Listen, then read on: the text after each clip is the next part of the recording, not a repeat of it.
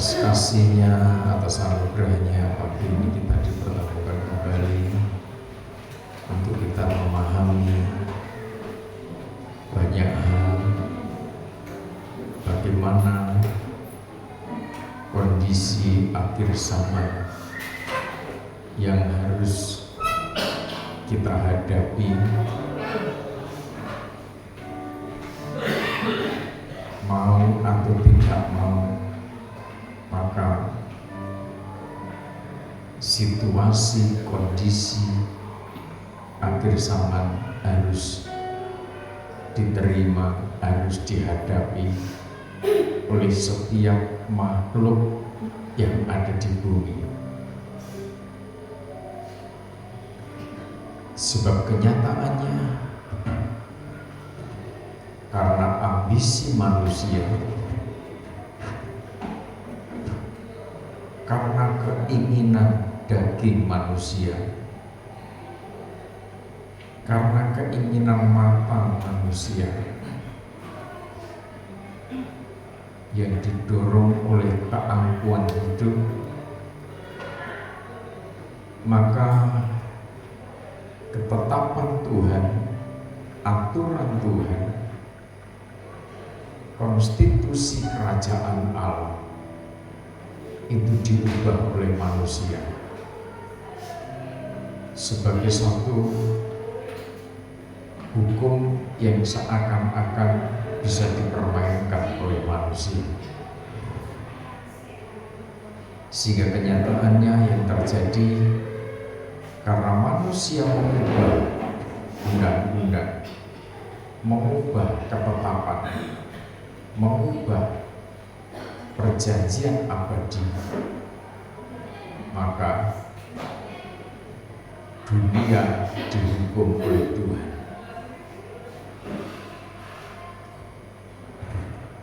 Yesaya pasal 24 berulang kali kita baca.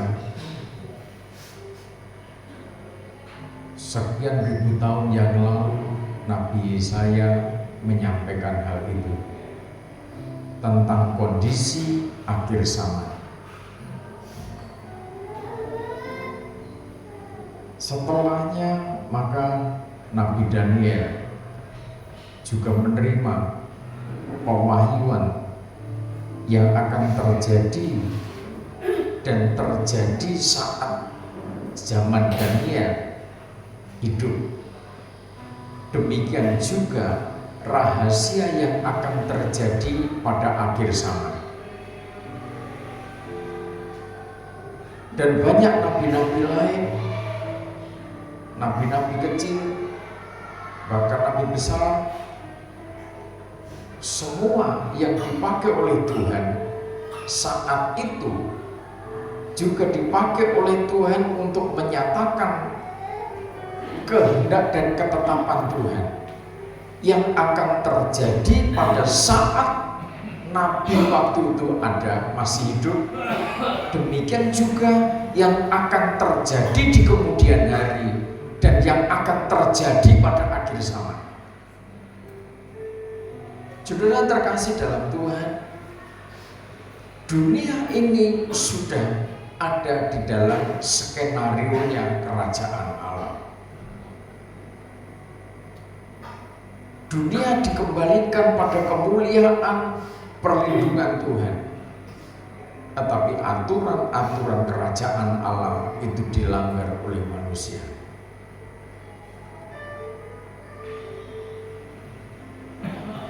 Sekarang dari sisi alam,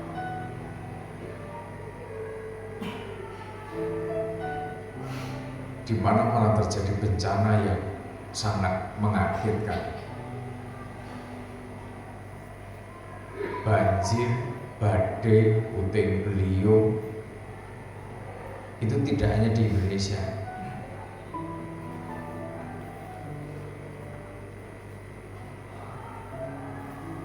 Itu semua terjadi di berbagai negara. Tengah kota yang tidak pernah dilanda banjir bandang, kota-kota yang besar, kota-kota yang mewah, kota-kota yang megah. Kalau tidak badai banjir bandang, maka badai salju, badai pasir, dan lain sebagainya. Saudara terkasih dalam Tuhan, belum tantangan, kesulitan, kesukaran yang akan timbul karena artificial intelligence. Kenapa kecerdasan buatan itu juga merupakan bencana? Saudara, kecerdasan buatan itu juga merupakan ancaman, merupakan bencana besar pada akhir zaman. Ketika itu dimanfaatkan oleh orang-orang yang tidak suka kebenaran. Di sisi lain, kecerdasan buatan itu membantu manusia untuk mengalami percepatan di dalam komunikasi, di dalam komunikasi berbisnis, komunikasi misi siar, tetapi di sisi lain merupakan bencana besar bagi umat manusia yang tidak mau hidup di dalam kebenaran.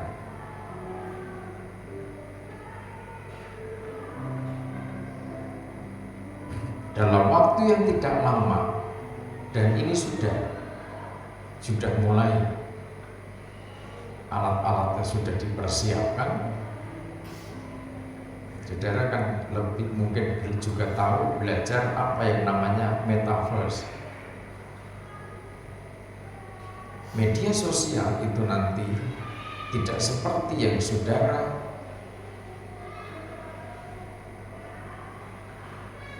lakukan saat-saat ini.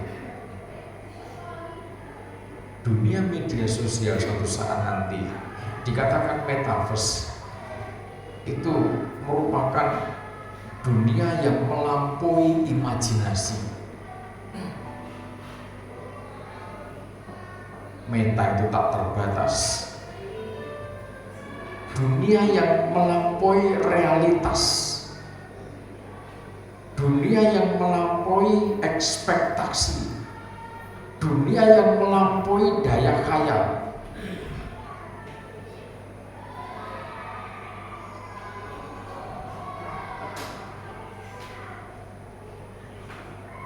Sehingga lewat virtual, lewat media sosial,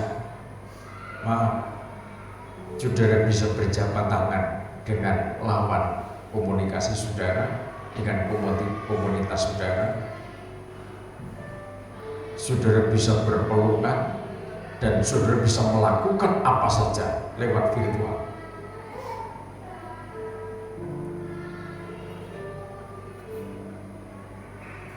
Yang perjalanan jauh, naik kereta, naik pesawat terbang, naik mobil asalkan tidak nyetir, sudah bisa sambil bekerja tanpa membawa laptop.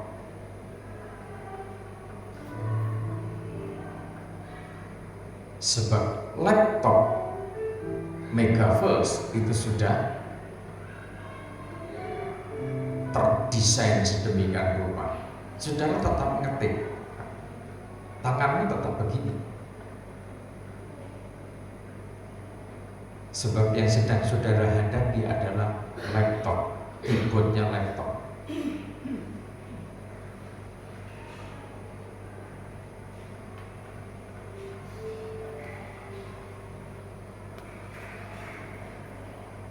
Itu dunia metaverse. Saudara mau ketemu siapa saja, dia sudah ada di depan saudara. Kalau sekarang kan saudara video call, lihat begitu kan, saudara tinggal mau berpikir, Saudara tinggal bayangkan, saudara tinggal apa saja.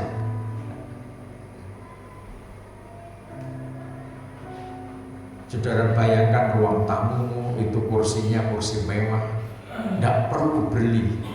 Saudara masuk ruang tamu, wah kursinya bagus-bagus, itu sudah tersedia di situ.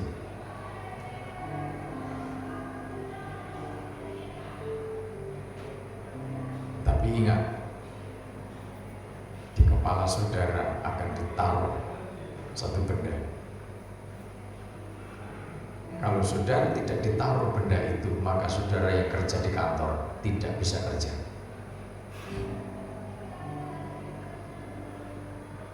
Sekarang orang mungkin tidak bisa menolak itu. Kita sedang digiring ke arah itu. Ini proyek besar yang membiayai konglomerat dunia. Mereka berkonspirasi. Siapa yang menyediakan infrastrukturnya? Siapa yang menyediakan desainnya? Siapa yang menyediakan? Semua sudah dikonspirasikan. Dunia sedang dibawa kepada kehancuran generasi akhir zaman. Generasi akhir zaman sedang dibawa kepada situasi global. Situasi global yang berada pada kerajaan bayangan. Apa itu kerajaan bayangan? Tahap pertama, kerajaan bayangan. Nanti tahap selanjutnya, kerajaan antikristus itu menjadi real.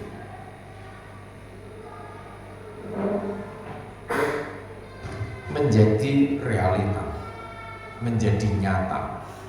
Munculnya Dajjal itu nanti real. Munculnya nabi-nabi palsu yang dikatakan Tuhan Yesus itu nanti real. Munculnya gereja palsu itu nanti realitas. Dan sekarang sudah ada gereja yang sudah menggunakan alat sarana metaverse.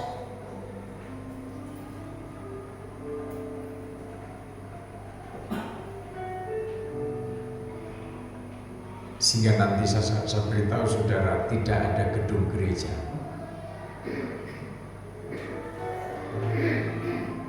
Jemaat tidak perlu pergi dari rumah. Itu salah satu strateginya antikris, memecah.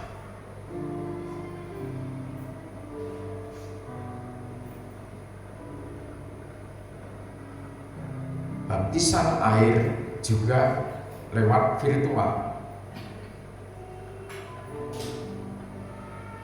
Secara fisik tidak dikerjakan. Jadi membayangkan baptisan begitu, pendetanya membayangkan bahwa sudah membaptis di suatu kolam atau di suatu pantai atau sungai begitu. Jemaat yang akan dibaptis juga begitu, dia juga merasakan dia punya daya khayal yang itu seakan nyata. Dia sedang di tengah-tengah kolam atau di tengah-tengah sungai atau pantai. Mungkin sulit saudara berpikir tentang itu. Selebihnya saudara baca di YouTube banyak itu tentang metaverse.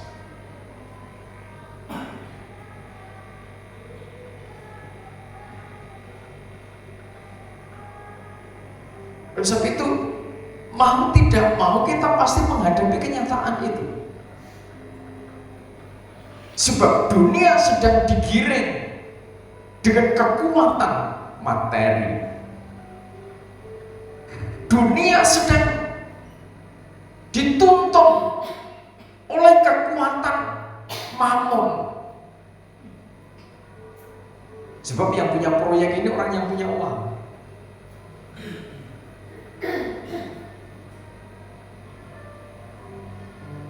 Nah, terus bagaimana kondisi gereja Tuhan? Bagaimana kondisi kita? Kekuatan apa yang harus diandalkan oleh gereja Tuhan? Sebab gereja Tuhan ada tersebar di seluruh dunia, berada dalam komunitas-komunitas orang percaya. Komunitas-komunitas orang percaya itu berada di bawah otoritas bangsa-bangsa, di mana bangsa-bangsa itu punya aturan. Aturan-aturan yang ada di tengah-tengah bangsa-bangsa itu juga link dengan unity of the world.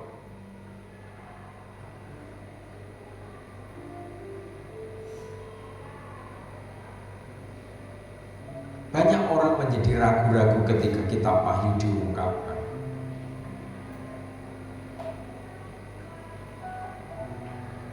Saya berjuang tidak menambah dan mengurangi isi dari kitab Wahyu itu. Sebab kalau saya mengurangi, nanti hukuman dilipat gandakan. Hukuman yang akan terjadi sebagaimana kitab Wahyu tulis itu akan diperuntukkan oleh orang-orang yang mengurangi dan menambahi isinya. Jadi pemberita kitab Wahyu itu tidak gampang.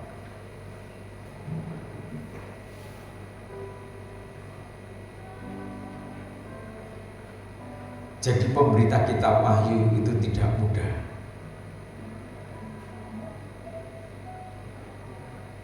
Sebab menghadapi dunia global, menghadapi kekuatan mamon pada akhir zaman.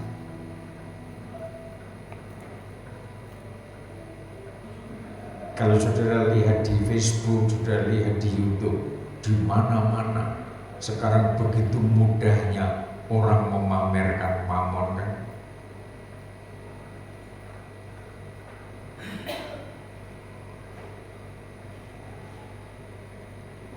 Begitu mudahnya, begitu vulgarnya orang-orang menyampaikan bagaimana caranya mendapat mamon yang banyak. Bahkan judi online sudah mulai ada yang dilegalkan.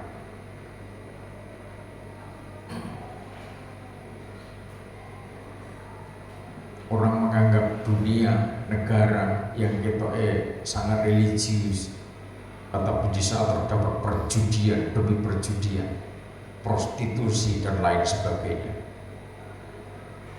Ini dunia metaverse dalam tahapannya. Semua terbuka. Kekerasan seksual kalau sekarang mungkin secara verbal atau mungkin secara langsung. Suatu saat kekerasan seksual secara metaverse.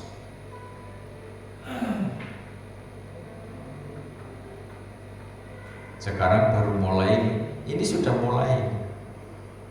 Itu sudah banyak yang komplain, keberatan. Ternyata sangat banyak kelemahan dan sangat banyak merugikan. Tetapi mau tidak mau, dunia metaverse pasti diterapkan di antara bangsa-bangsa. Karena apa? Karena kekuatan mamon.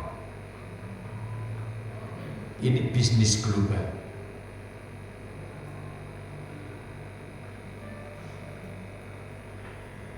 Rangkaiannya begitu panjang. Makanya begitu pentingnya kita sebagai umat Tuhan yang sedikit banyak sudah memahami, menerima pengajaran kitab Wahyu. Yang mau atau tidak mau, peristiwa itu harus kita hadapi, kita lewati. Peristiwa demi peristiwa yang tertulis dalam kitab Wahyu itu. Betapa pentingnya kita ini memiliki kecerdasan spiritual. Kalau kita memiliki kecerdasan spiritual, keimaman kita itu terus dinamis, Ketika keimaman kita dinamis, kita berbuah-buah. Di tengah-tengah goncangan, kita berbuah-buah.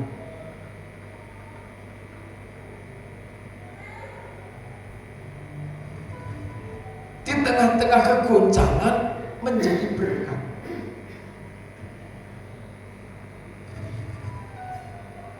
Yohanes pasal pertama ayat 14.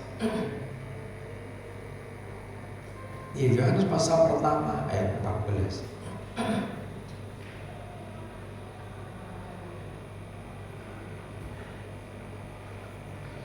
Ayat 14. Firman itu telah menjadi manusia dan diam di antara kita, dan kita telah melihat kemuliaannya, yaitu kemuliaan yang diberikan kepadanya sebagai anak tunggal Bapa, penuh kasih karunia dan kebenaran. Amin. Logos itu bersama. Logos itu bertabernakel. Logos itu menempati hidup kita. Jadi yang menjadi syarat supaya kita berkemenangan, supaya kita terlindung, supaya kita kuat melewati persoalan demi persoalan yang semakin rumit, persoalan yang semakin berat pada akhir zaman. Syarat pertama dan mutlak, kita harus menyediakan hidup ini untuk firman, berkemah, untuk firman menguasai hidup kita.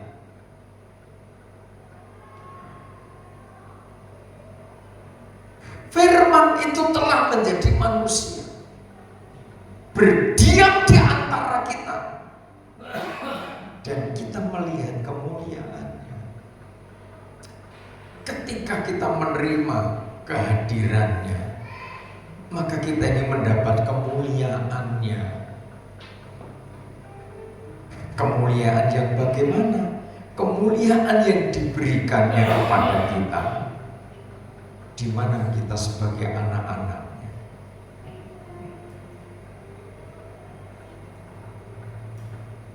Ketika dia sebagai anak tunggal lewat rahimnya Maria, itulah kemuliaan. Ketika kita menerima firman menjadi bagian hidup kita, kita menjadi bagian anak-anak. Sebagai anak-anak Allah bukan karena hubungan darah daging, tetapi sebagai kasih karunia. Sebagaimana Yesus dimuliakan, maka hidup kita juga dimuliakan sebagai anak. Dengan catatan, Logos bertabernakel. Hidup kita menjadi tabernakelnya.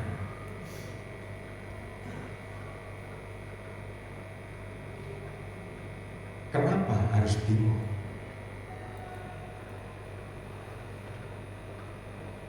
Ketika saya pelajari bagaimana skenario global itu,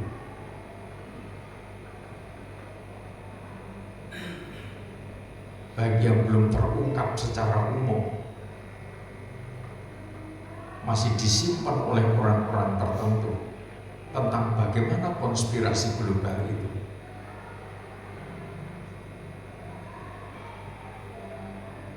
Dari data para intelijen, ngeri. Mau tidak mau, sebuah bangsa, negara di muka bumi ini tidak luput dari cengkeraman konspirasi global.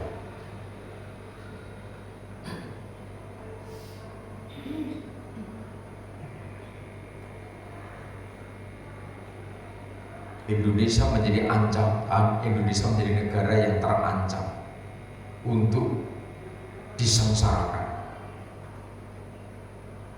Indonesia dibidik untuk masyarakat yang menderita. Sekarang siapa yang bisa menurunkan harga pangan?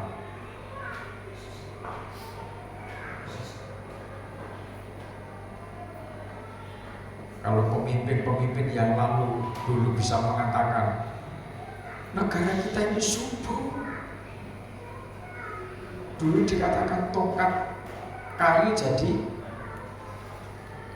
apa? Jadi makanan.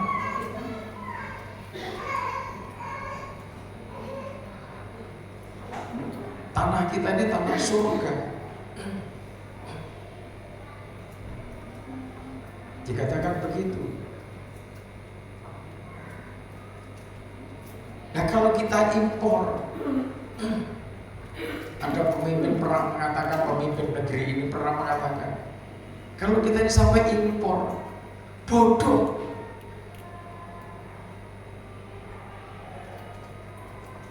Dan sekarang mau nyalakan siapa? Nyatanya ya impor.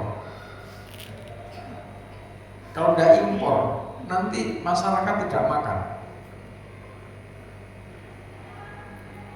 Gandum juga masih impor. Udah ada Indonesia yang nanam gandum. Padi, beras harus impor. Banyak lahan-lahan pertanian yang sebentar lagi panen dilanda banjir.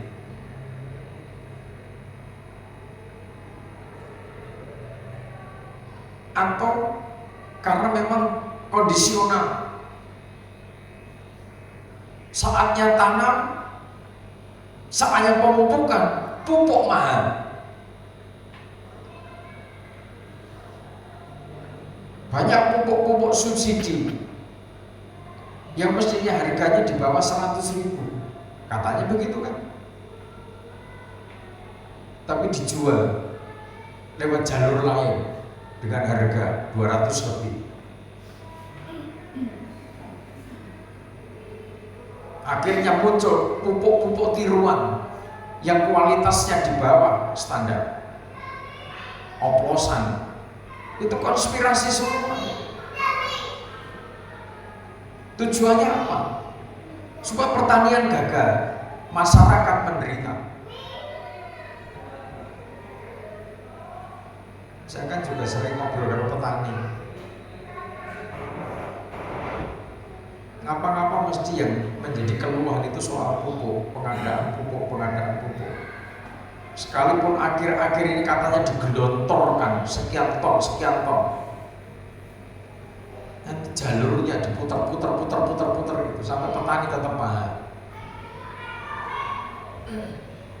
Saudara, kesulitan demi kesulitan yang ada di seluruh muka bumi ini diciptakan,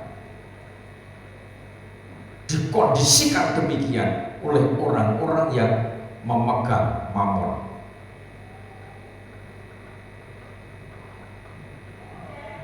Terus apakah relevan? Ada yang bertanya begitu. Apakah masih cocok berbicara kekudusan hidup, berbicara kesucian? Masih perlu apa tidak? Kalau dari pejabat sekalipun Kristen juga banyak yang korupsi. Pendeta sekalipun juga korupsi. Terus mau apa? Nah, kalau kita balik ke firman Tuhan, semuanya itu sudah tertulis. Karena kesukaran zaman, maka manusia akan menjadi semakin ego. Manusia semakin mementingkan diri sendiri. Manusia semakin tidak berpikir sosial. Manusia semakin egois.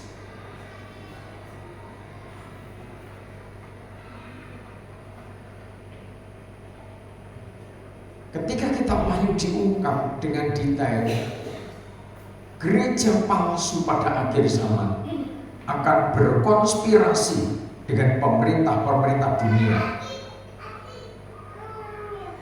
yang disebut perempuan sundal Babel itu gereja palsu, itu nanti akan berkongsi, membangun kesepakatan dagang, membangun kesepakatan khusus, gereja-gereja yang bersundal dengan dunia.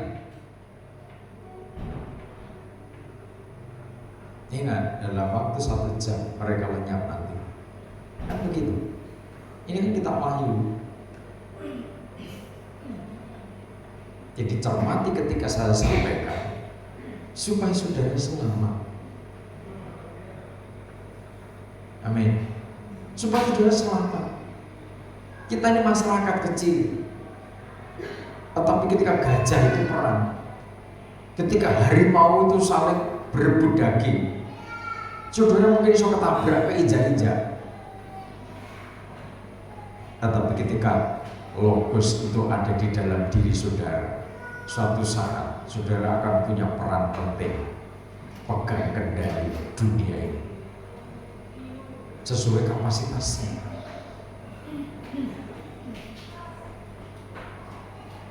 Duniamu sekarang di mana? Perkecil lagi, perkecil dunia keluarga.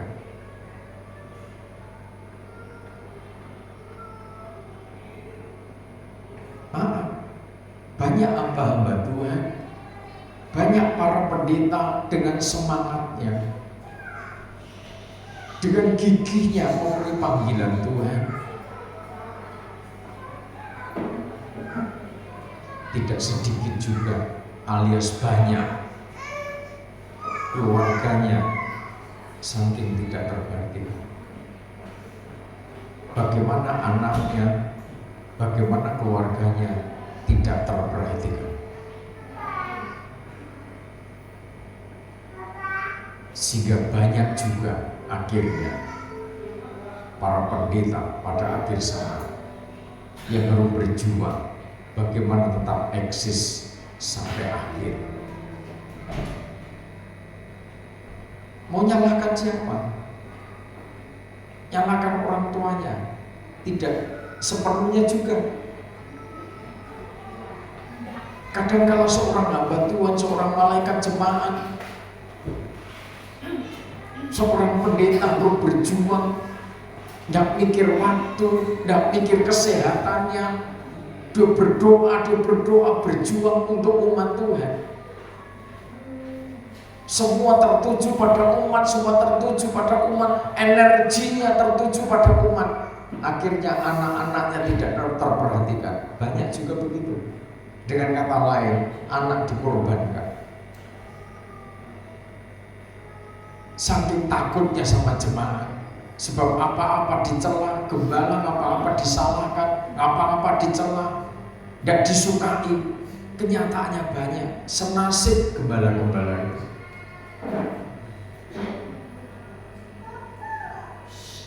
Nanti dia anaknya gembala, keceannya kalen, putune gembala, main layang-layang, dicela.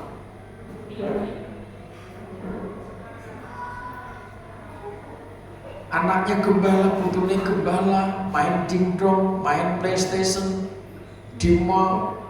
Anaknya gembala, keluarganya gembala, kok jalan-jalan ngelenceng ke sana kemari, menyakitkan tak kadang.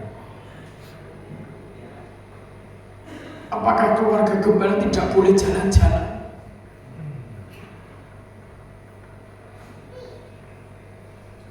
Banyak pendeta stres tak kadang. Karena apa? Dari bawah disalahkan jemaat, dari atas ditekan oleh Tuhan. Sampaikan firman ini, sampaikan kebenaran ini, dari bawah ditekan.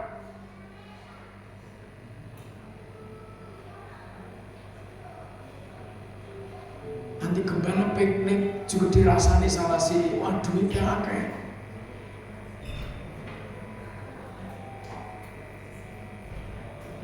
Ngelenceng sana sini, apalagi nginep di hotel, saudara. Maaf kalau jemaah sini jangan sampai, dan mungkin tidak ada. Saya kasih tahu, saya kemarin ada acara piknik dengan teman-teman hamba Tuhan. Yang nyamoni saya itu sama Bu Haji.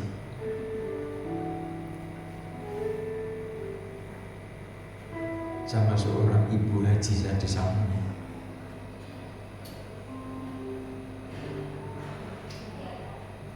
Saudara, siapa saja bisa dipakai oleh Tuhan.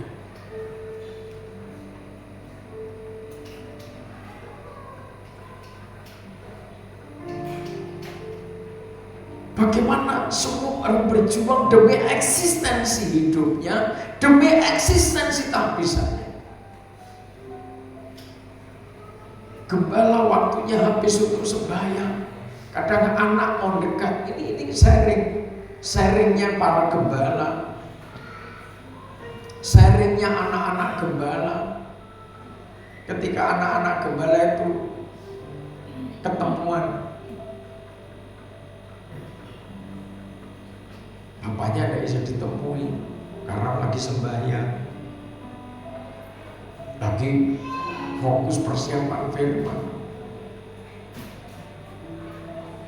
Seorang anak gembala mengatakan, kenapa papa tidak memperhatikan?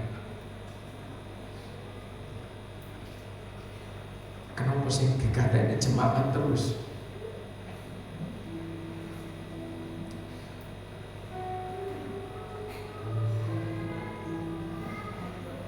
Ketulusan hati seorang Imam Madrajani ketika hidupnya dikuasai oleh logos, dia hanya berpikir, oh ya, hidupku ini sudah mendapat kasih karunia sebagai anak-anaknya.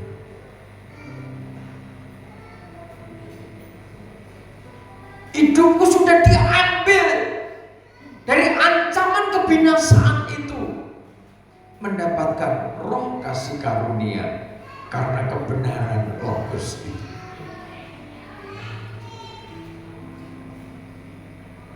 Maka ketika logos itu menjadi bagian hidup kita, maka kita dipersiapkan, kita ditempa menjadi umat, menjadi jemaat pada akhir zaman.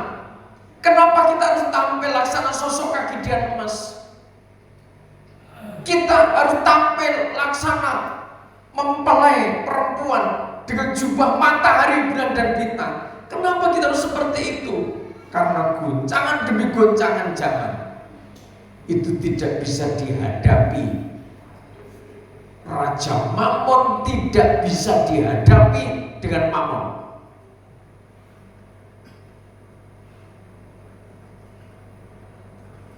Strategi menguasai dunia dengan Mamon sudah di tangannya Lucifer.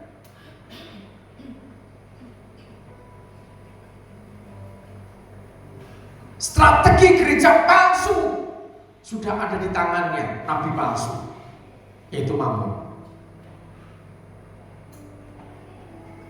Gereja organisme tubuh Kristus dipersiapkan oleh Tuhan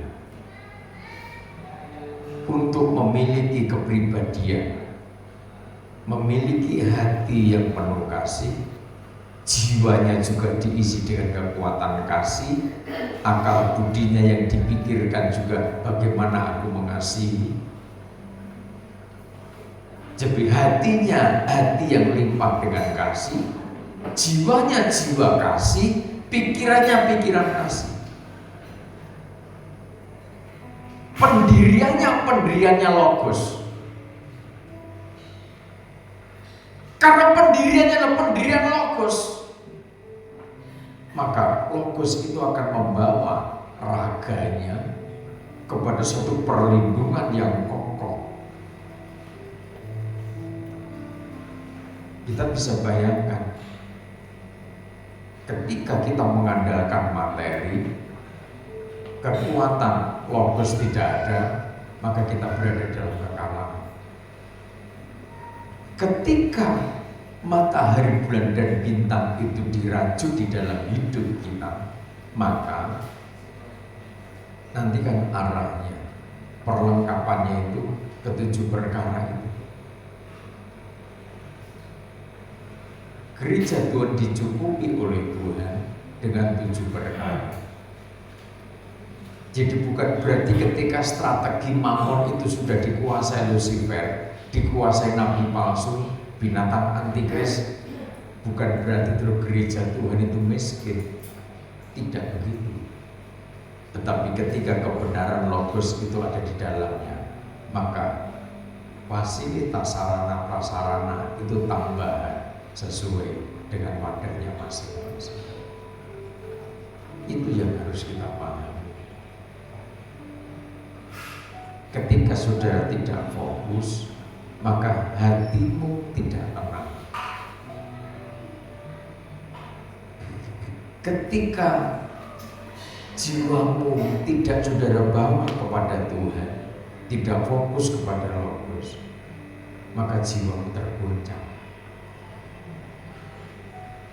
Ketika jiwamu terguncang, pola pikirmu juga terguncang. Ketika pola pikirmu terguncang alias tidak waras, maka ragamu juga rusak. Ini yang harus kita ngerti, yang harus kita pahami.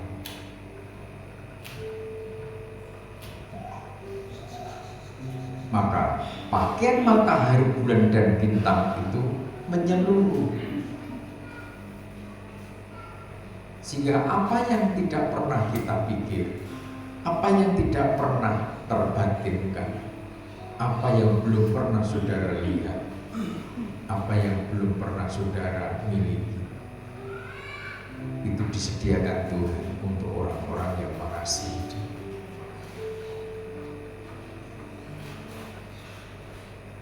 Saudara,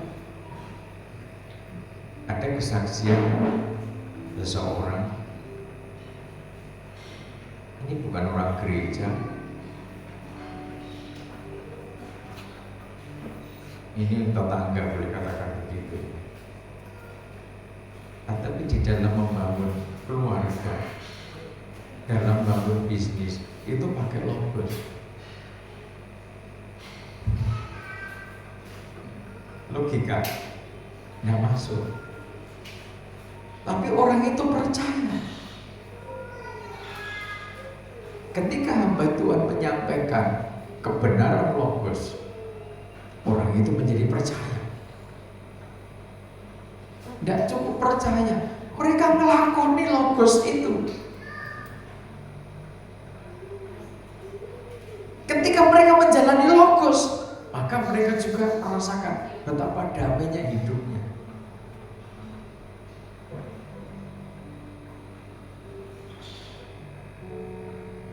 Ya katakan, bukannya hidup kita harus menjadi terang, Pak Yohanes. Bukannya hidup kita harus menjadi garam ya. Iku ayatnya sopo.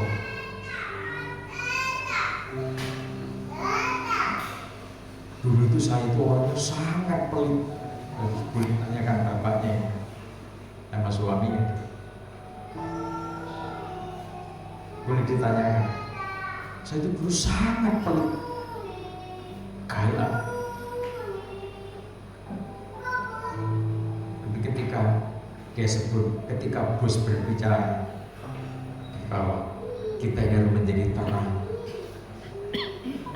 kita harus menjadi pendamai, kita harus menjadi garam dunia.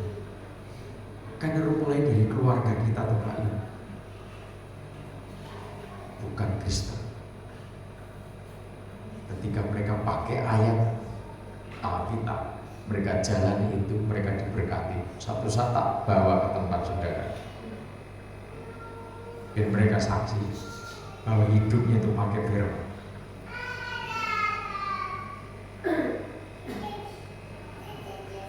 Saudara, badan kita, raga kita akan dibawa oleh akal budi, daya pikir, oleh jiwa, oleh batin. Dibawa kemana? Dibawa kepada rancangan Tuhan. Sebab itu ketika logos itu terus turun di dalam hidup kita, logos itu mendiami hidup kita, maka kita akan sampai kepada kekuatan sembah, hati, sembah batin, sembah jiwa, sembah daya pikir atau sembah akal budi, dan sembahnya raga. Ketika kolaborasi hidup kita ini on, inilah pribadi mempelai Tuhan yang dipersiapkan menghadapi generasi metaverse, generasi virtual yang melampaui akal, dunia virtual yang melampaui imajinasi.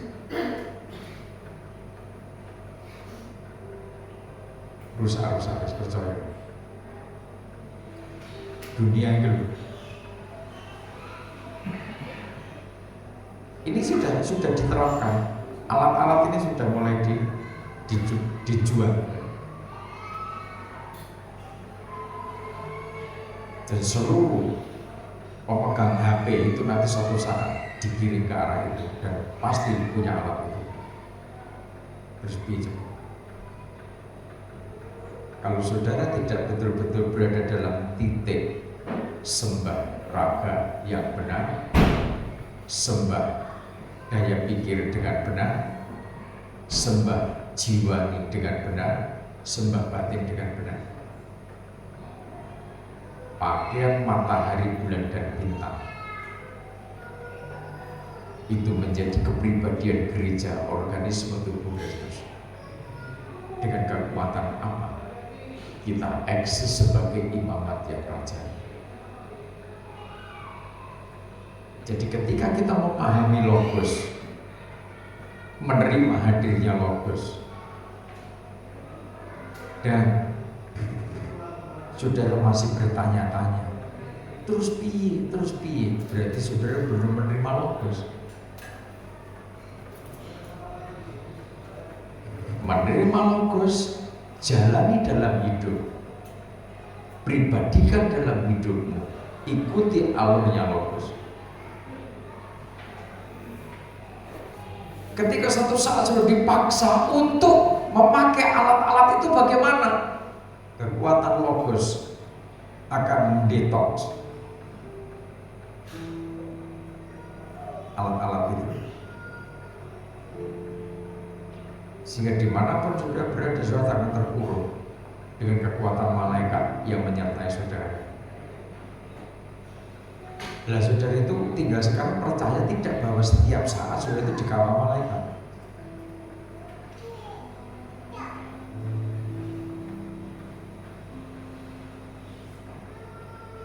Yang mengawal saudara itu malaikat kegelapan atau malaikat-malaikat dari kerajaan Allah. Itu tahunya dari mana? Dari kondisimu. Kalau malaikat terang, pasti aturan Logos diikuti. Kalau malaikat gelap, pasti aturan malaikat gelap diikuti. Simpel, bacanya itu simpel, gampang gitu loh. Itulah peperangan yang terus dari generasi kepada generasi. Sesaat Adam dan Hawa keluar dari Taman Eden, peperangan itu mulai sampai sekarang.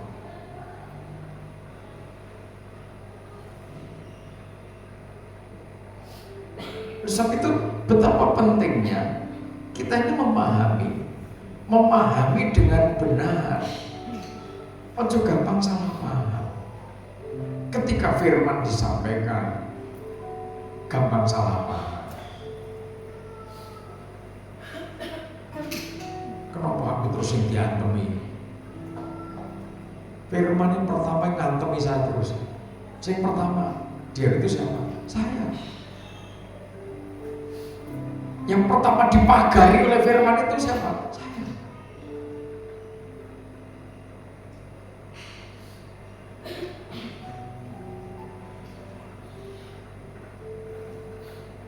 Pikirnya yang pegang firman itu begitu mudahnya dengan dengan modal lambing terus gampang begitu. Gampang nanti kapan-kapan mau gantian ya. Ada beban yang ngomong itu satu tugas. Ada beban. Beda, saudara presentasi neng kantor karena itu urusan pekerjaan. Sebagai pedagang, sebagai apa, kan beda tentunya. Nyampaikan firman. Ini menyangkut pertanggungjawaban jiwa, pertanggungjawaban dengan kerajaan Allah, bukan perusahaan.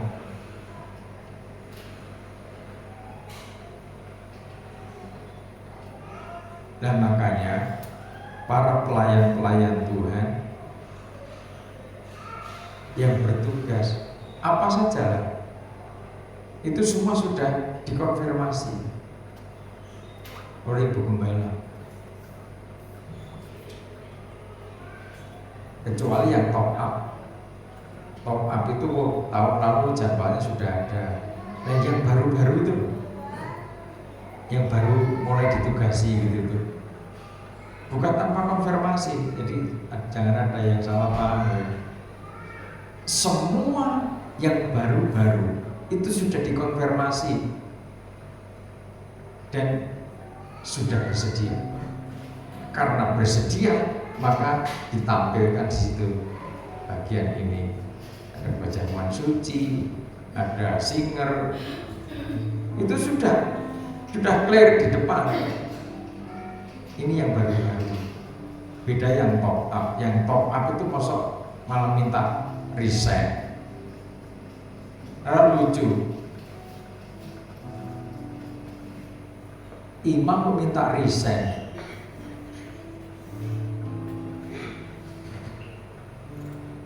Nanti ditanya, dikonfirmasi sama yang lain. Saudara ketemu mungkin teman-teman, tugas sampai apa di ibadah? Oh saya dulu singer, oh saya dulu pemain musik, saya dulu worship leader, sekarang saya sudah resign. Berarti imam nganggur sekarang ya? Kira-kira gitu.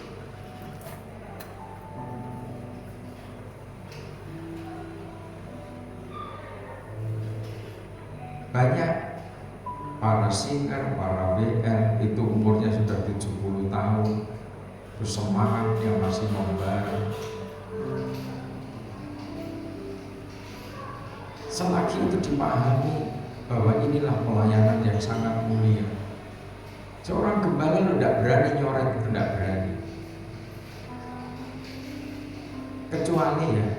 Kecuali memang sudah betul-betul saya tidak mau, tidak mau, pokoknya lah itu.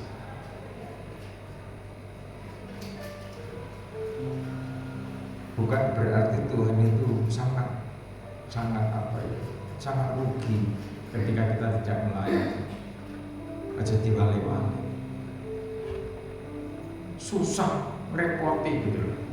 Sing repoti Tuhan itu manusia. Kalau Tuhan mau bicara repot ya.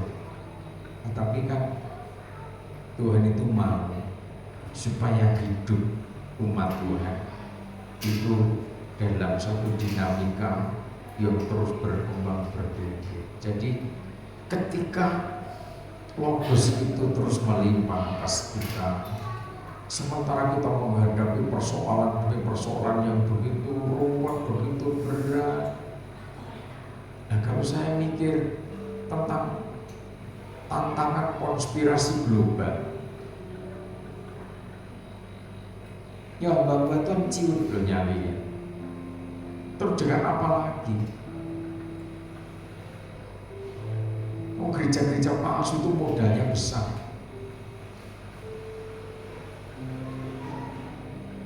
Finansialnya besar.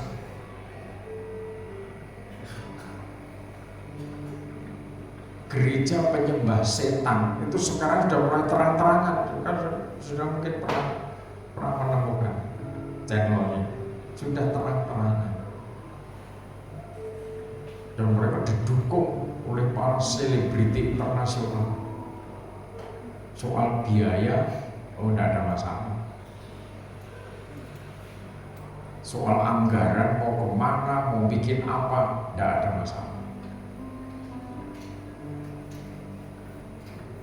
Saudara, kalau berpikir global sulit. Belum tantangan demi tantangan yang ada di sekitar saudara sendiri. Tantangan dari teror-teror kuasa kegelapan, tantangan teror dari daging, tantangan teror dari mata kita sendiri, tantangan teror dari perasaanmu dewi, sehingga seakan-akan membuat hidupmu kok berat. Berat itu pola pikir.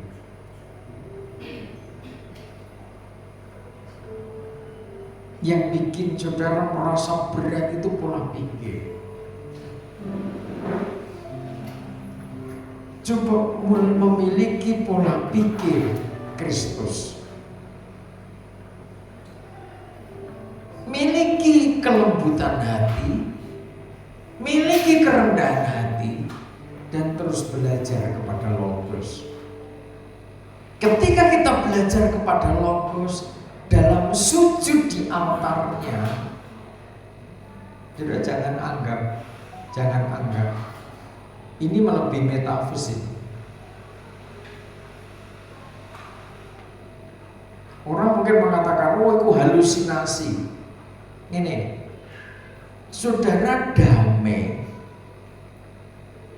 Bisa tidak saudara ketika tidak damai itu terus, Bu, Pak, Mas, Pak De, ini makan, ada buah-buahan yang seger, ada daging, masakan yang enak-enak, silakan makan dulu biar damai.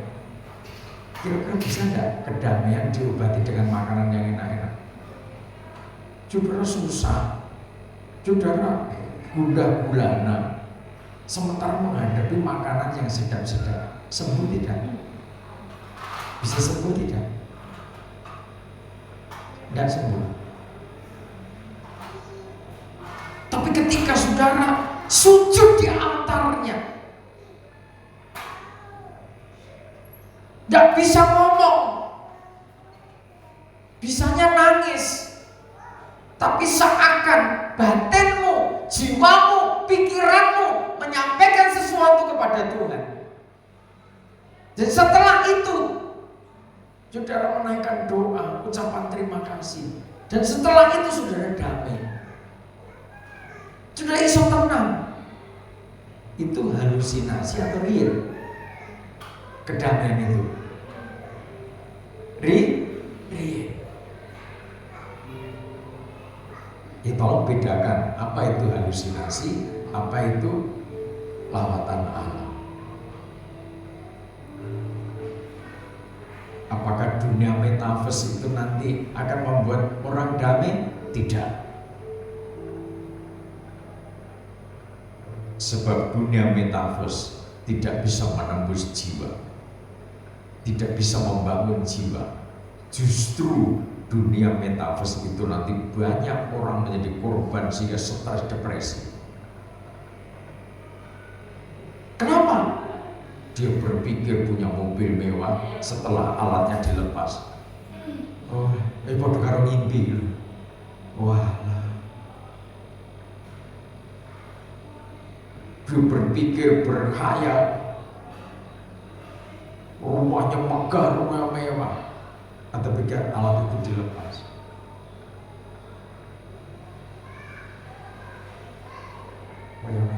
Aku tidak seperti mereka. Nanti ada seorang peneliti begini, nanti pada akhir zaman kondisi manusia, status manusia dalam status sosial ekonomi itu hanya terbagi dua, si kaya dan si miskin.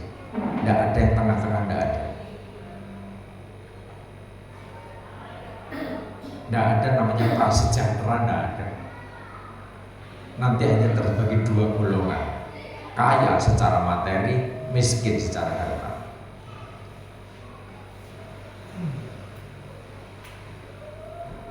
Jadi para ilmuwan itu sudah meneliti betapa hebohnya dunia akhir zaman itu. Saudara nggak usah, firman ini sudah mengungkap semua apa yang akan terjadi pada akhir zaman. Jika ketika saudara gundah gulana, ketika saudara merasakan kok berat, kok suntuk, seakan tidak ada orang yang mengerti, mau paham. Katakan begitu, saudara tidak sengaja ngomong sesuatu sehingga anak menjadi salah paham, anak nolak. Padahal saudara juga tidak, aku mau ngomong apa,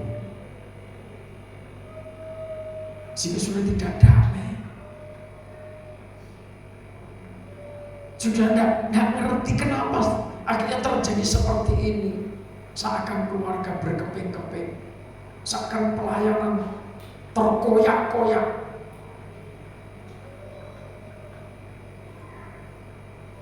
Jemaat yang tadinya setia, imam-imam yang tadinya setia, para gembala yang tadinya setia menjadi ogah, menjadi beku kasihnya. Itulah akhir zaman.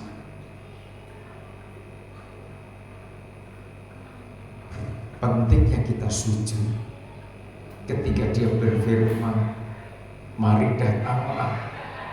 Dia mempedulikan hidupmu, dia melawat hidupmu. Dengan apa? Dengan sembah. Bukan metafors lagi, tetapi ini sudah alam makrifat.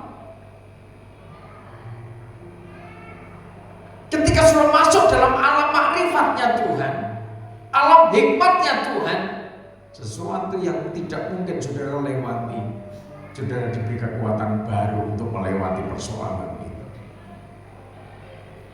Jangan tinggalkan persoalan, tetapi atasi, lewati persoalan itu.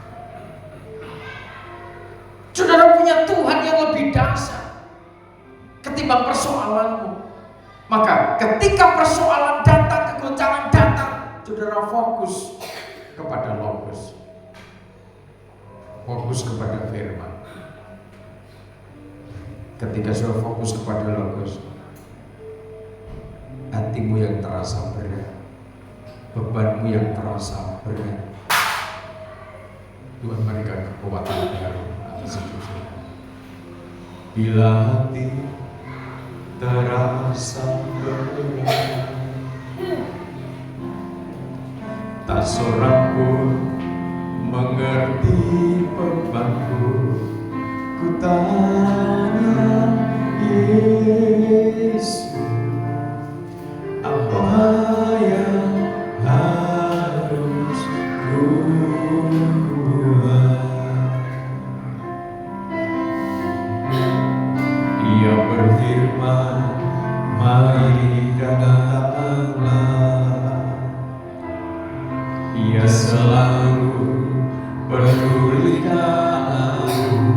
Ku datang Yesus, yang pikul segala bebanku. Tutup di alamnya, ku bawa hidupku.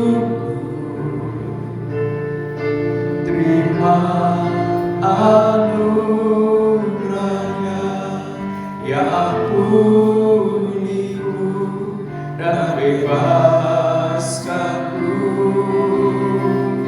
Ia ubah hidupku,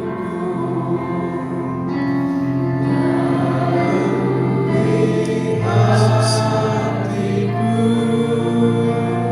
Sesuatu terjadi, sadar di atas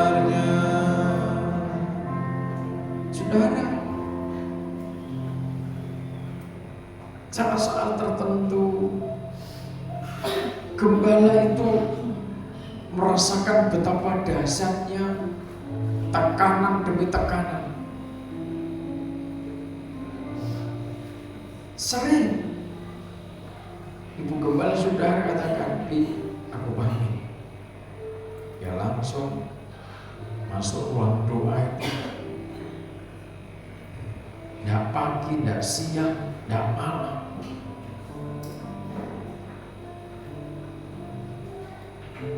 Dia manfaatkan waktu-waktu itu sujud di altarnya, membawa hidupnya. Dia merasakan anugerah Tuhan itu yang luar biasa.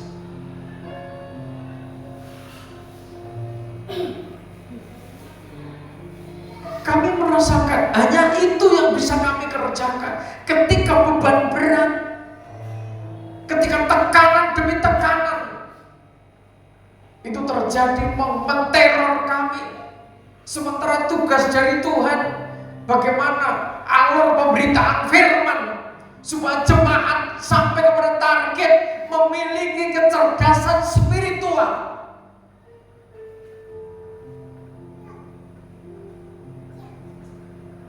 Supaya jemaat tidak terseret pada arusnya darah yang bodoh.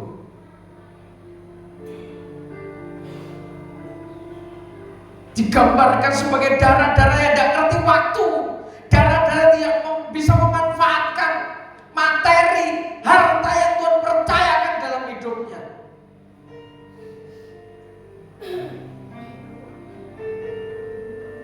Gembala harus menyampaikan skenario kerajaan Allah, bagaimana firman itu dialirkan. Mungkin ada saatnya firman itu perih di dalam batin saudara, menyayat-nyayat perasaanmu.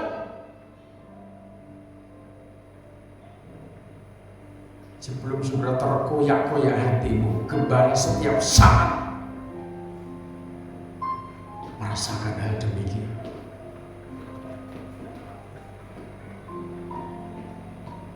Sudah tanya ibu gembala saudara, berapa kali saya pamit sama dia, saya akan taruh pelayanan ini.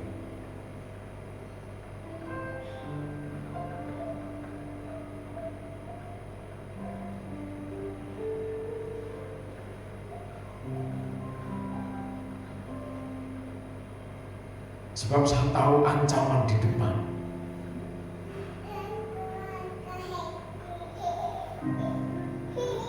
Ketika itu ibu gembala saudara hanya bisa berdoa.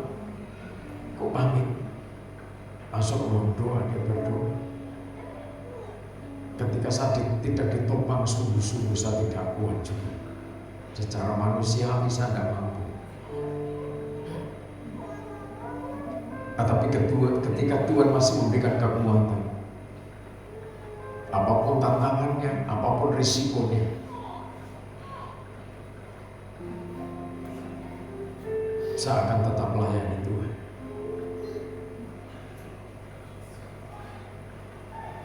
Saudara, tidak mudah.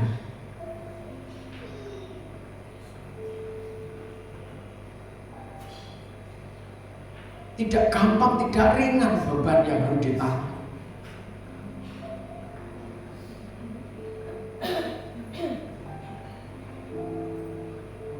Mempersiapkan gereja Tuhan pada akhir zaman dengan tantangan yang begitu besar, dengan ancaman kebinasaan yang begitu terus-menerus setiap saat, supaya sudah tidak tenang, supaya sudah terpecah belah, supaya keluarga sudah tidak damai, supaya nikah sudah, pekerjaan sudah hancur-hancuran. Saudara, kalau mungkin secara akal kan tidak mungkin bisa menangkap itu. Tetapi kalau itu bukan bagian saudara, maka oknum itu tidak akan bersuara di depan saudara, tidak akan menemui saudara.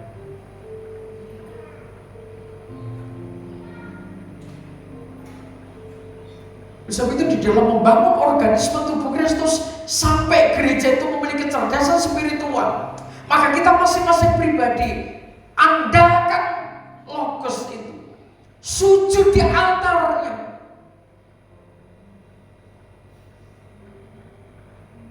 Ketika kita sujud di altarnya, membawa hidupmu, menerima anugerahnya, Dia mengampuni saudara.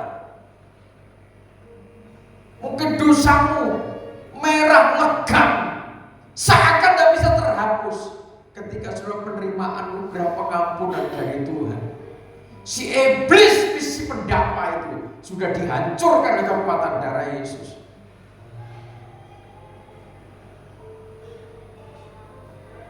Lawan itu dengan kekuatan darah Yesus. Jangan mau ditindas lagi dengan dosa, jangan mau ditindas lagi dengan kekhawatiran. Jangan diperbudak dengan ketakutan, kecemasan. Ayo perang bersama-sama.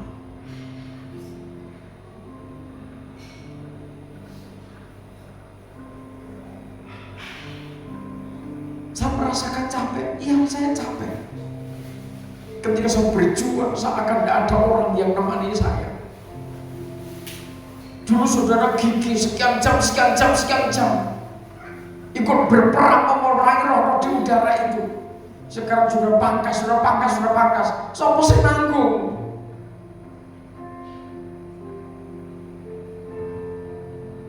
Kok banjir gembala itu kan esok. Malam kelaparan. Sering begitu.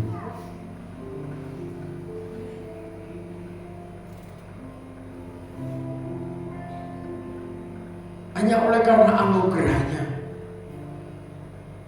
masih diberi kekuatan ngawal jemaat.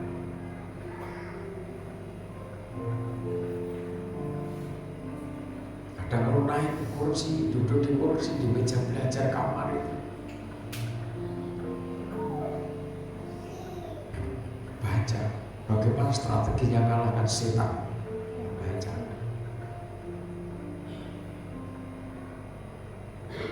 Belajar kepada Ayub, belajar kepada Nabi Mika, belajar kepada Daniel yang masih muda, tapi demikian dasarnya, begitu cakapnya mengatasi persoalan. Belajar kepada Logos, bagaimana mengatasi teror-teror itu, supaya jemaat tetap damai, supaya tetap rukun. Penderitaanku, kesusahanku bukan karena mungkin kurang makan cukup. Ada saja orang-orang kudus yang dipakai oleh Tuhan untuk mengirim persembahan-persembahan. Kesusahanku, penderitaanku bukan karena soal materi harus ini harus itu. Kami susah ketika jemaat diseret, terjebak oleh konspirasi darah-darah yang bodoh.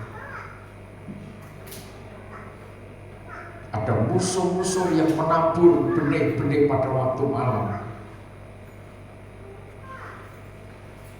sehingga di tengah-tengah taburan gandum itu tunas, tumbuh lalang. Ketika murid-murid bertanya, bolehkah Tuhan aku cabut lalang itu? Biarkan saja. Sebab ketika lalang itu nanti dicabut, jangan-jangan gandumnya juga ikut kecabut. Biarkan hidup bersama-sama.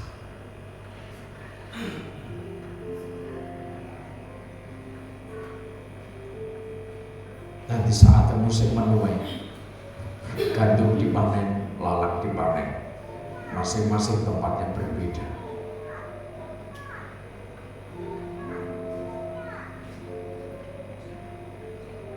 Siapa yang bisa menghakimi satu sama lain? Tidak bisa. Kalau yang menghakimi itu firman, dia memang logos. Kita mau nolak logos, kita mau marah-marah sama logos, ya silakan.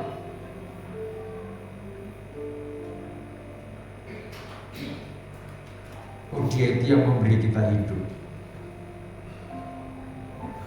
dia yang memberi kita perlindungan. Kalau sudah tidak suka logos, logos yang di dalamnya mengandung teguran, mengandung didikan, mengandung cambuk, mengandung tempaan, itu sakit semua bagi daging. Sebab itu ketika kita sujud di altarnya, kita membawa hidup ini sepenuhnya untuk Tuhan, maka terimalah anugerah Tuhan. Pastikan sudah menerima anugerah Tuhan. Ketika sudah menerima anugerah Tuhan, kutuk sumpah serapah itu dihapuskan dari saudara. Apapun orang mengutuki saudara, orang mungkin mengutuki saudara, orang mungkin mendoakan jelek saudara, terimalah anugerah Tuhan. Darah Yesus itu menghapuskan, menghancurkan kutuk sumpah serapah dari siapapun juga, termasuk dari nenek moyang saudara. Saudara kan tidak ngerti nenek moyangmu perjanjian apa dengan setan, sehingga sampai keturunan sekian harus menanggungnya.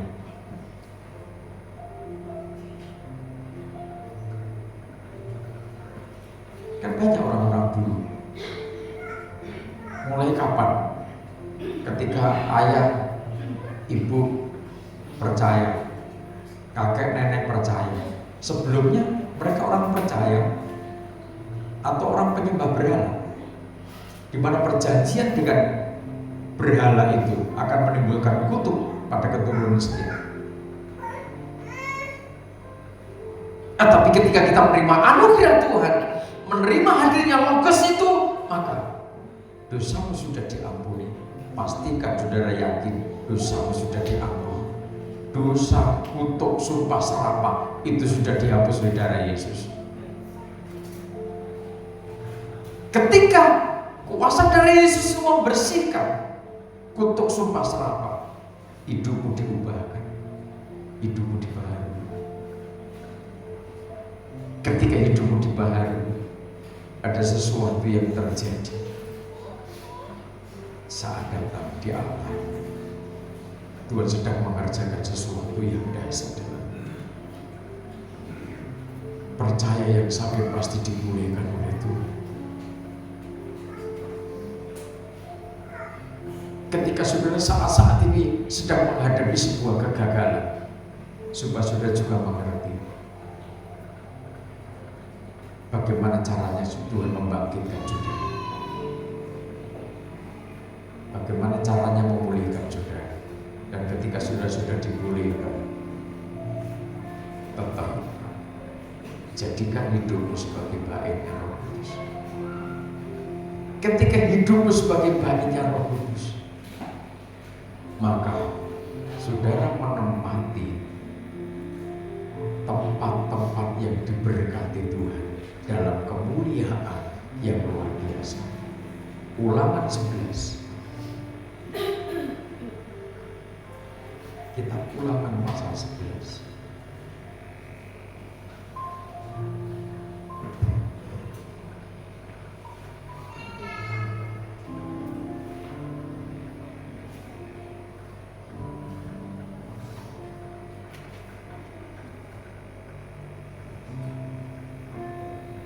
Ulangan 11.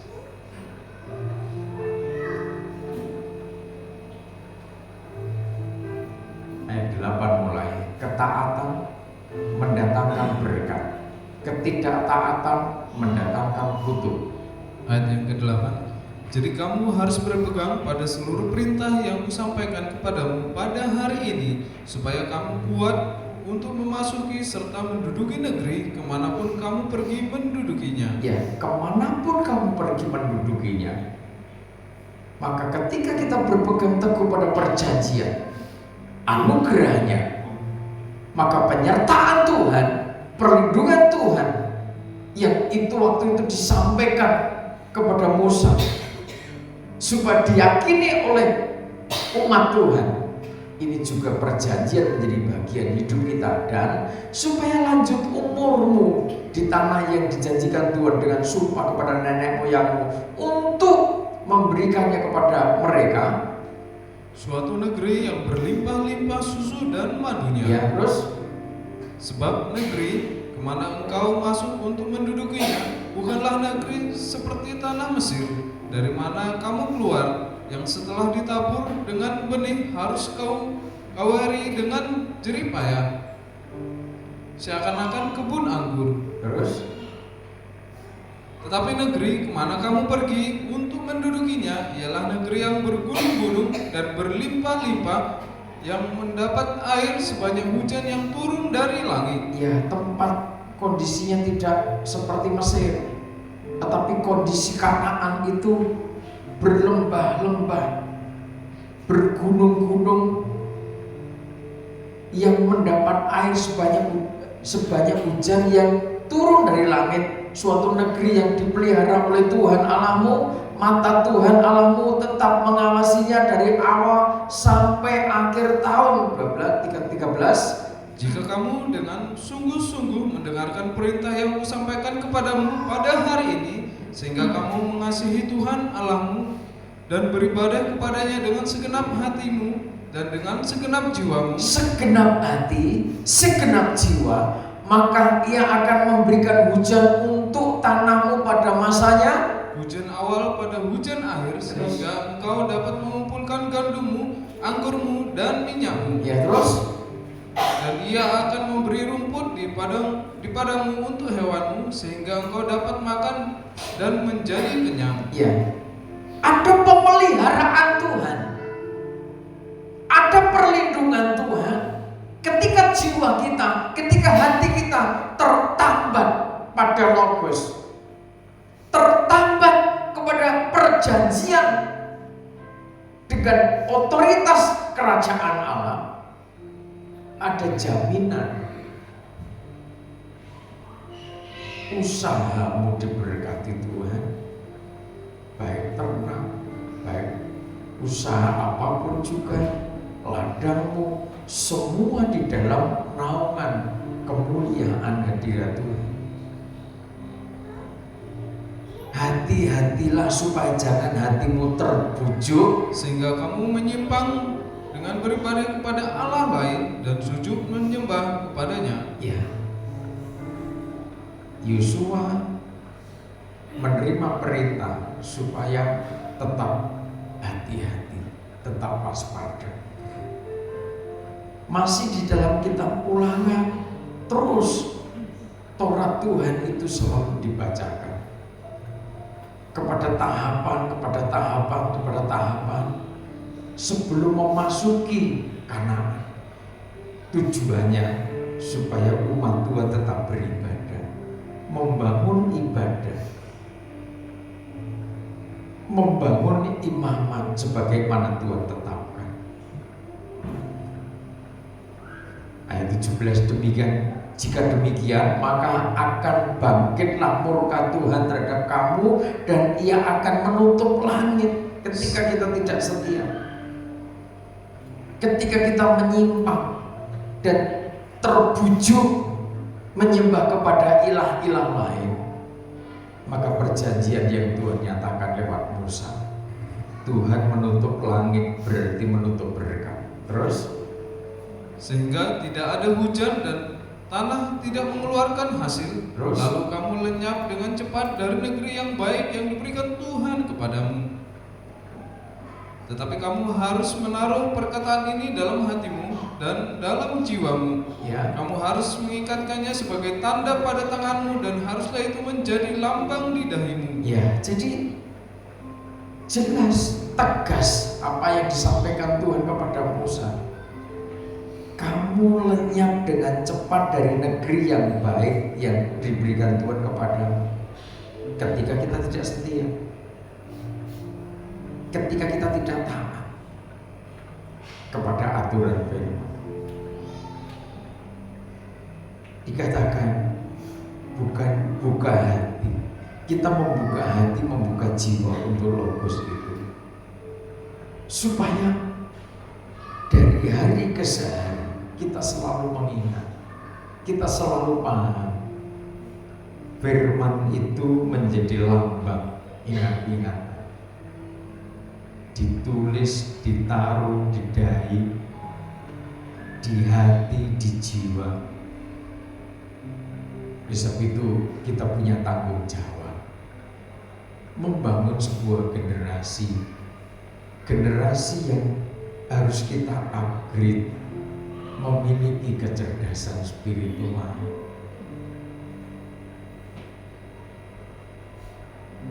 Ayat 19, kamu harus mengajarkannya kepada anak-anakmu dengan membicarakannya apabila engkau duduk di rumahmu dan apabila engkau sedang dalam perjalanan, apabila engkau berbaring dan apabila engkau bangun. Ya, ketika kumpul sama anak, kumpul sama istri, kumpul sama suami, kumpul sama cucu, jangan lupa ajarkan hukum-hukum logos itu. Bicarakan firman itu. Sampaikan itu kepada anak-anak.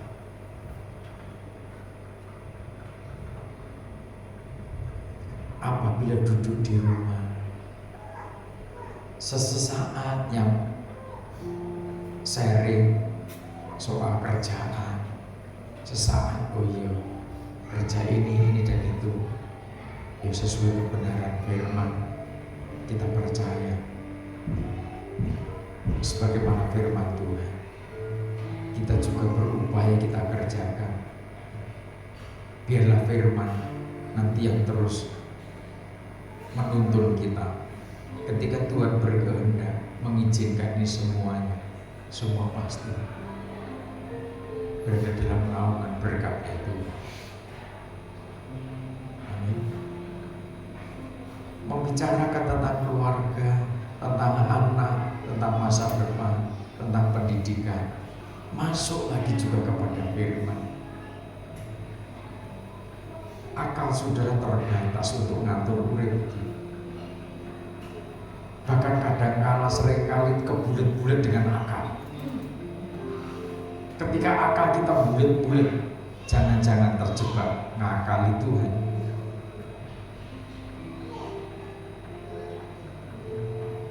Sumber dari segala ilmu di dunia ini ada di sini.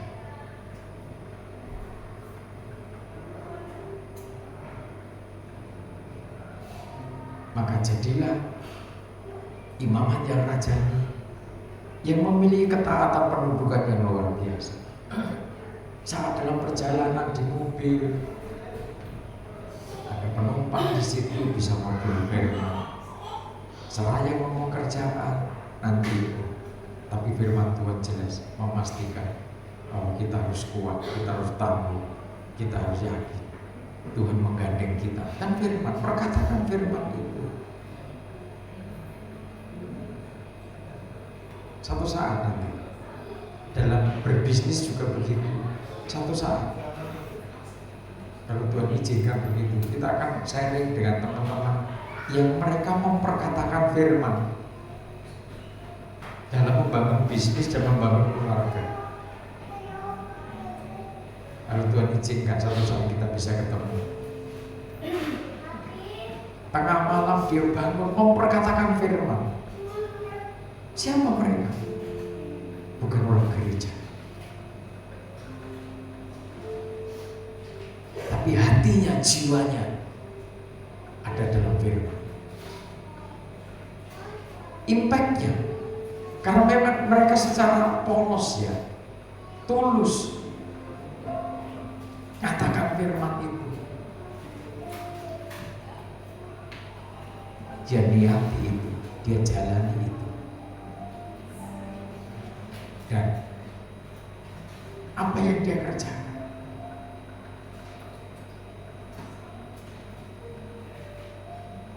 Pesan dari pimpinannya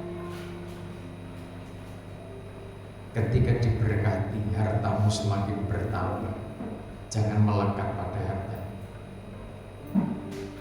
Semakin kamu banyak sedekah, kamu semakin diberkati. Orang ini gila-gilaan dalam korban, berlomba-lomba untuk sedekah. Ayo saya bulan saat agendakan untuk memperhatikan anak-anak yatim. Tiap bulan saya agendakan untuk selalu mengadakan acara lawatan kunjungan ke anak-anak yatim, fakir miskin. Dia pakai ayat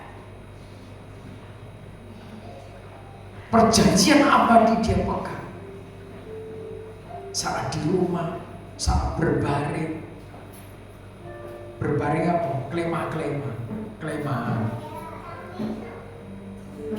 Oh Pak capek, iya, tapi puji Tuhan. Tuhan itu luar biasa. Firman lagi.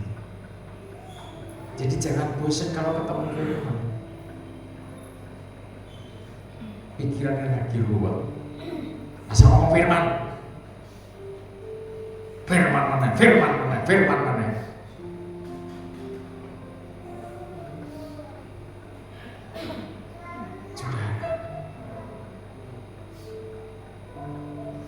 Berapa miliar, bukan juta, ratus, tapi berapa miliar saudara harus beli oksigen untuk nafas saudara, kalau itu beli dalam 1 bulan. Silahkan dihitung sendiri, cek rokok oksigen saat tabung. Gratis kan, sudah tidak bayar kan? Masa itu tidak bersyukur? Sementara ada orang yang sepanjang hidupnya bayar oksigen, dari kecil sampai besar. Saya melihat video itu, apa maksudnya Tuhan? Kok Tuhan izinkan peristiwa seperti ini terjadi?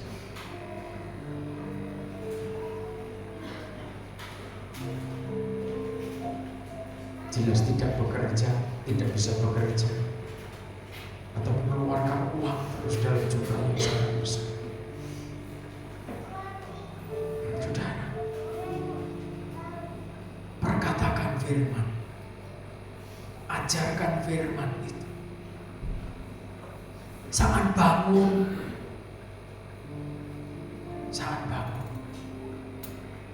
ayo yang setia, kepada para petani Tuhan katakan, bangun pagi-pagi,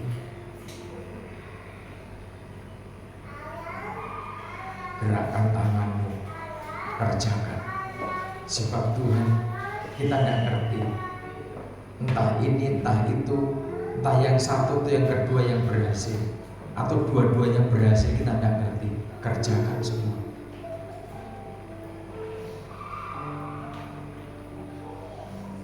Ketika saudara membangun generasi yang bermalas-malasan, saudara jangan berharap masa tua saudara damai. Ketika saudara menjadikan anakmu nyaman dengan HP, bermalas-malas dengan HP-mu, bermalas-malas dengan gadgetmu, tidak pernah diajari sama sekali nyentuh namanya sapu, nyentuh koran, nyentuh cucian.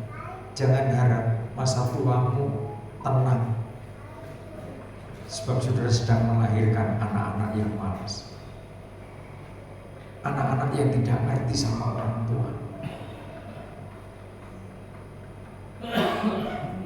Berdoa ketika masa tua, makanya doa, banyak sembahyang. Jadi ketika Tuhan manggil kita yang tua-tua dalam posisi enak, orang repoti anak cucu. Amin. Terus bayangin enggak? Ketika anak ngomongnya rada kasar sithik, mblayer sithik. Rasa ora Pak pertemuan. Rasa enggak? Mak printing nek hati ngono Mak sang. Jadi saudara masih kuat. Ketika saudara kuat ngopo-ngopo kira-kira piye?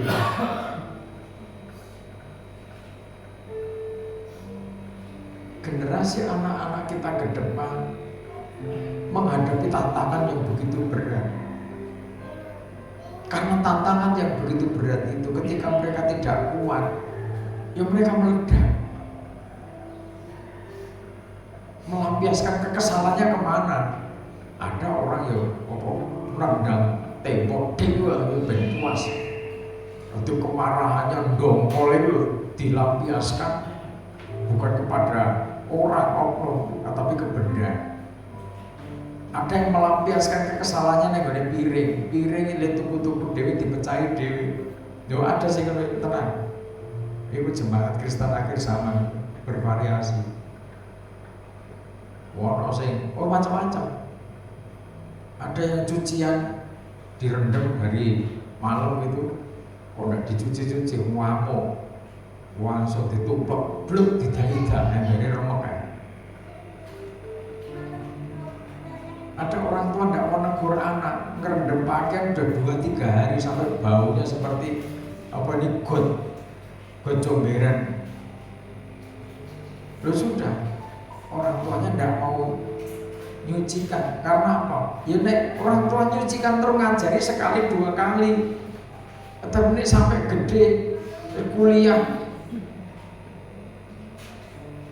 Ya kamu sibuk banget. Ngamuk.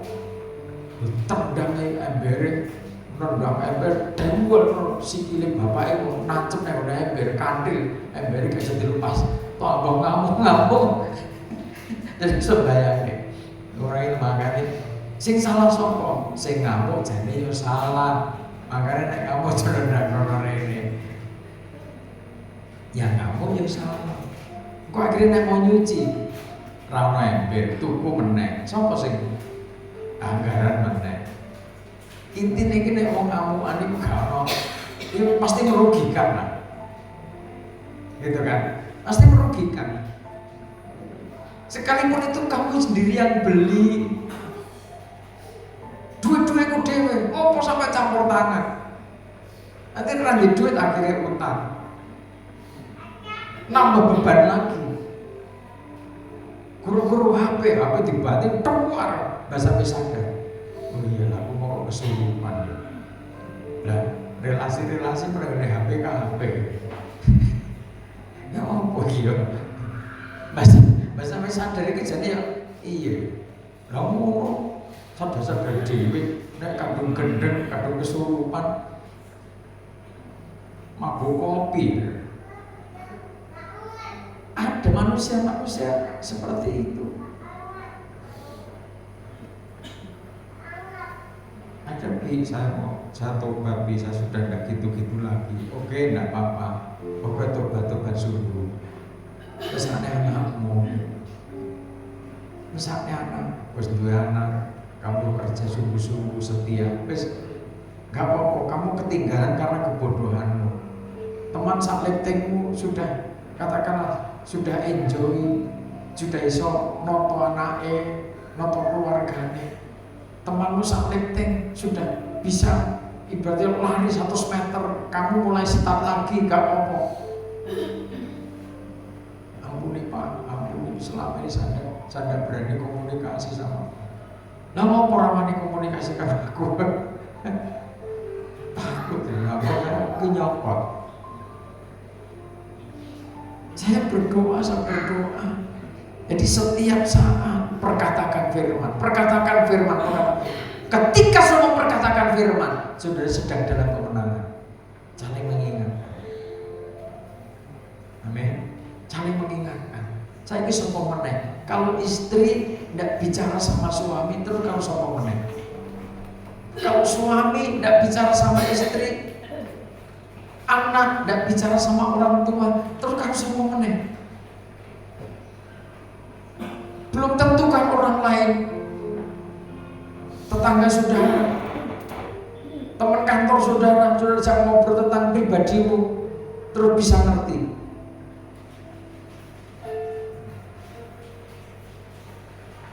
Jangan sembarang curhat. Apa mulai curhat yang oleh media sosial? Pernah ada yang curhat yang oleh media sosial?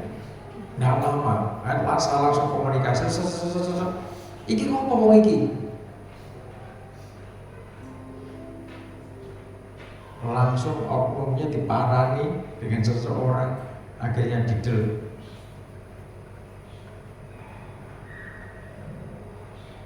Ketika saya ketemu, ngomong, nggak pantas, nggak pantas nulis itu. Kalau kamu ada masalah, kamu itu sudah belajar teologi. Ada masalah, iya, orang teologi lebih ngerti tantangan yang dihadapi gereja Tuhan seperti apa. Karena ngerti, mestinya kan mau ojo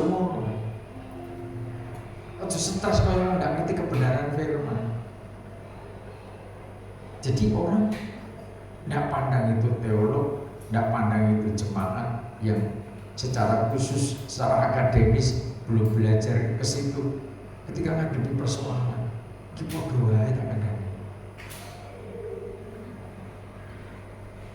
Satu perkara, balik ke firman. Ayo balik ke firman, sujud di atas. Ada saatnya sebagai suami, saudara, dalam melakukan aktivitas mungkin kurang pas. Pasangan produk sewa, itulah dinamika kehidupan. Bagaimana merajutnya? Ya sadari saja, yang ampun ya, ngopo, ya jodoh lah. Ngopo nyedak. Lah terus sing nyedaki sapa nek aku. Ya kan? Jadi saya kira anak-anak muda sekarang kan nggak perlu streng-streng. Jalani semuanya itu dengan sukacita.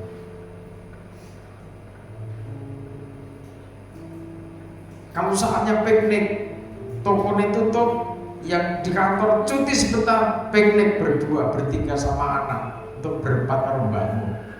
Itu kan, itu perlu. Dan karena pressure kerjaan ini ruwet. Otak ini sudah bisa sampai ngimpi-ngimpi loh kadang. Karena pressure kerjaan. Dunianya memang seperti ini. Oleh sebab itu firman itu jangan sampai lalai kita memperkatakan firman supaya kita kuat. Dengan pressure ke depan semakin kuat karena apa? Ada firman, ada penghiburan, ada kekuatan, ada power yang dari surga.